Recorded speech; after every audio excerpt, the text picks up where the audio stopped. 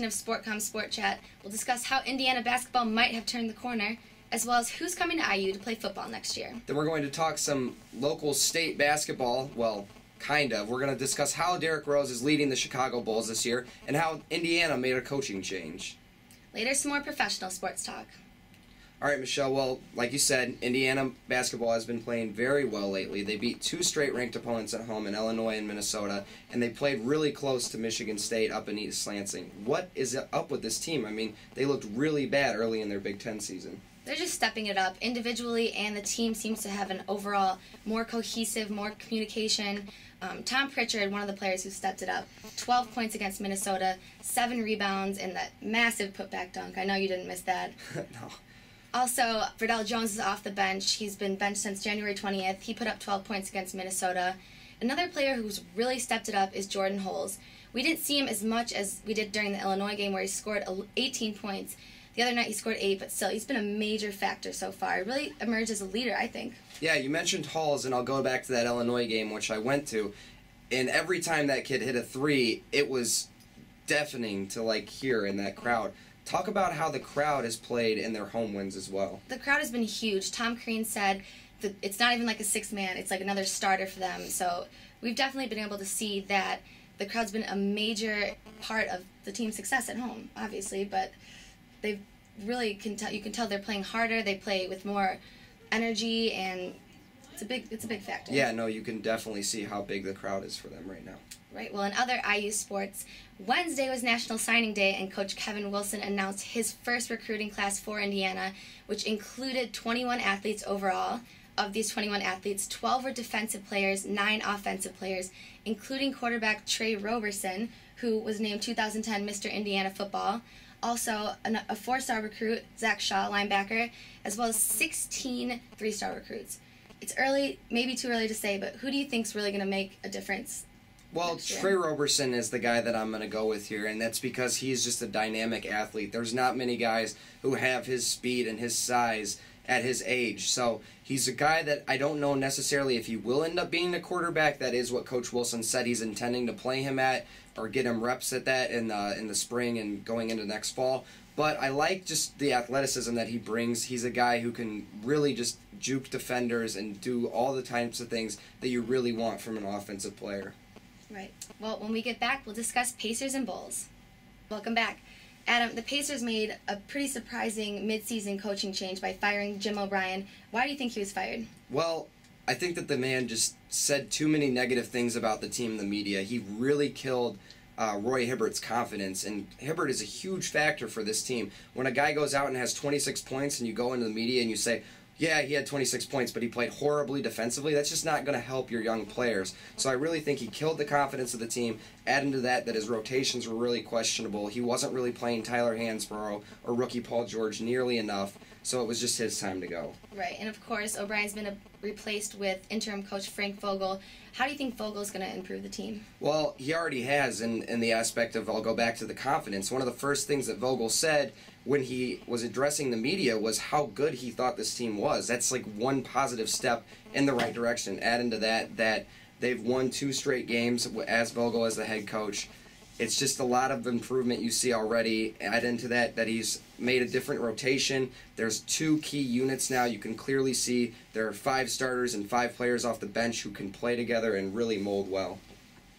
Well, another team that's played really well, and, obviously Indiana is struggling, but in the same division as the Chicago Bulls, and a lot of that goes to Derrick Rose. Rose is really playing well this year, and you go to the Los Angeles Clipper game the other night, and fans in the stands were chanting MVP in the 4th quarter at Staples Center when this kid was shooting free throws. What is it about Derrick Rose that's really helped the Bulls this year? He's improved so much even from last year. He's averaging almost 25 points per game and 8 assists, and his ability to read the game, see what his teammates need, see what the game needs. Also, he's improved his floor game. He's really made himself an MVP caliber player. Yeah, and adding a 3-point shot has really helped him as well. All right, guys, when we get back, Logan will be here to discuss this week's Super Bowl. Welcome back into SportCom SportChat. I'm Zach Eisenberg, joined here with Logan Robertson to talk about this year's Super Bowl between the Green Bay Packers and the Pittsburgh Steelers. Logan, now there's an interesting battle on the field, but off the field as well, between the Packers' Clay Matthews and Pittsburgh Troy Polamalu in the Battle of the Hair. Who do you have in this battle and why? Well, I think you got to go with Troy Polamalu and the $1 million insurance policy on the hair, but Clay Matthews, he's been great as well. Yep, and what are some keys to the game that the fans should look for? A key to the game, I think, is really going to be that quarterback matchup. You talk about it so much, but Ben Roethlisberger has been there multiple times. This is his third Super Bowl now, so he really knows what it's like to be there. He's won both of them that he's been there. First Super Bowl, he played terrible, but he still got his team to victory. On the flip side, Aaron Rodgers has played phenomenal this entire year, has been one of the best quarterbacks statistically this year, playing in his first Super Bowl.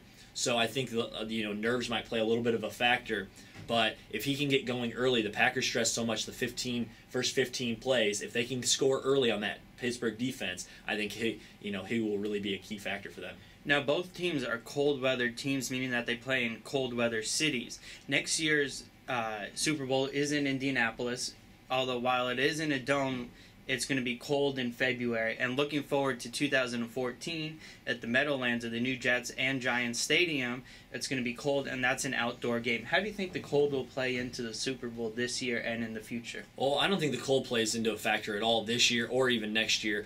Nobody expected Dallas to be 20 degrees with the ice storms like they've been getting.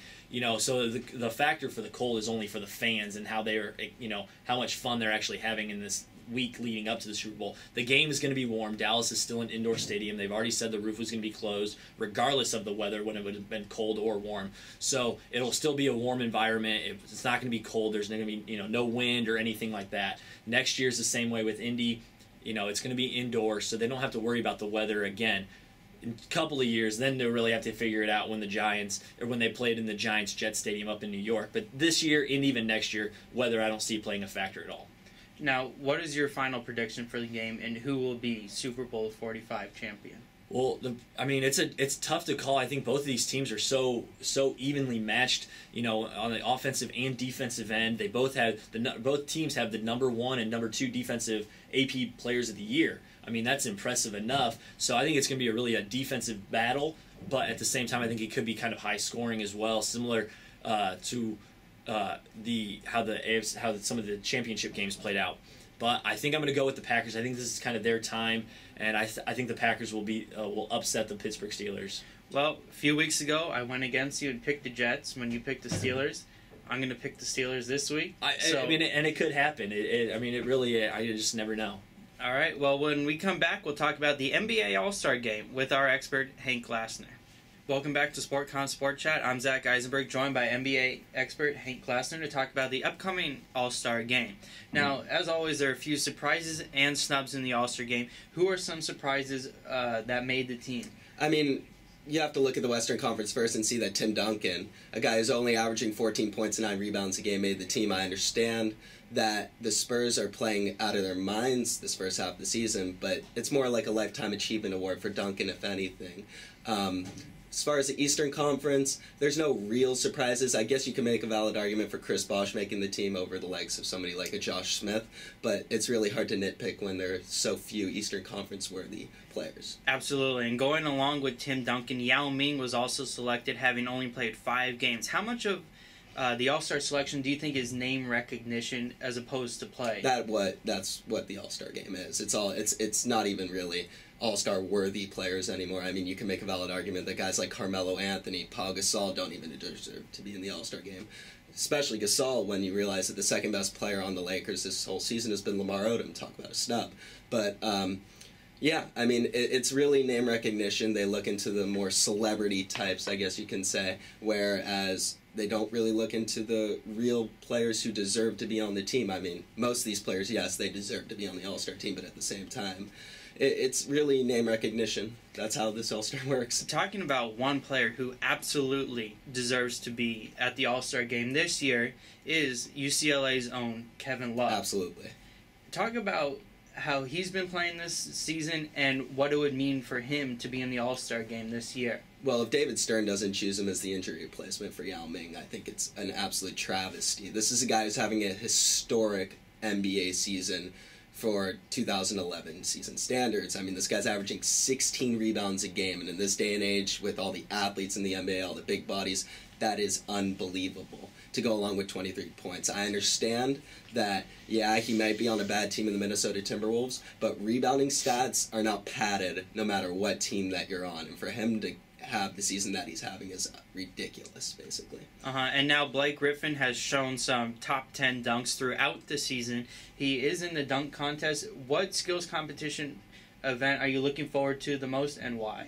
Well, Blake Griffin being in the dunk contest is probably the one that everybody needs to see. I mean, we got a little preview this first half of the season to see what he could do against players, and just imagine what he could do without anybody there, using props, using Baron Davis possibly to throw him some lobs. I mean, he had a ridiculous windmill jam by himself against Milwaukee the other week, and this is just a taste of what we're going to see. He might be the best athlete in the NBA, don't you think? Oh, yeah, definitely. Without a doubt, the way he just jumps over everyone and is able to throw the ball down, he's one of the top athletes in the league, if not of all time. Yep. Valid argument right there. Let's close this show by announcing I guess you could say our condolences to Andy Pettitte's career.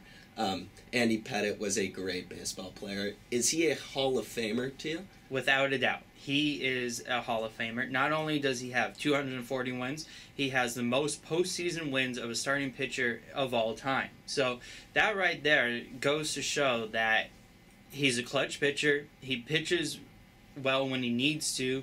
And despite the whole steroid era and the HGH, he deserves to be in the Hall of Fame. So that steroid controversy hovering over his career is going to have no effect on his Hall of Fame candidacy? Yeah. I don't think it will. Okay. With that said, thanks for tuning in to SportCom Sport Chat. We will see you next week.